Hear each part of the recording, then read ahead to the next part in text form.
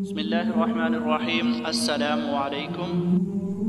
رمضان المبارک آ گیا ہے۔ اللہ پاک نے اپنے مہمان کو ہماری طرف بھیجا ہے، اور جو بھی اس کی اچھی طرح خاطر کرے گا وہ یہ مہمان خوش ہو کر جائے گا، اور اللہ رب العزت بھی خوش ہوگا۔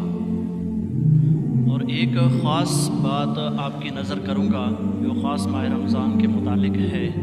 ایک بزرگ نے لکھا ہے کہ اس ماہ کو جیسے گزارو گے پورا سال ویسے گزرے گا۔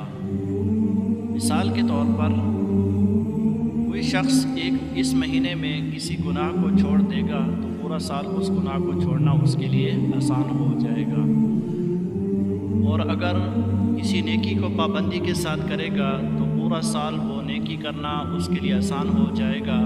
وہ آج ہی اچھے کاموں کی نیت کریں اور برے کاموں سے پرہیز کرنا شروع کر دیں، اور اس خاص پیغام کو اپنے دوستوں تک ضرور پہنچائیں تاکہ کسی کی زندگی میں یہ باتیں آ جائیں تو انشاءاللہ بہت فائدہ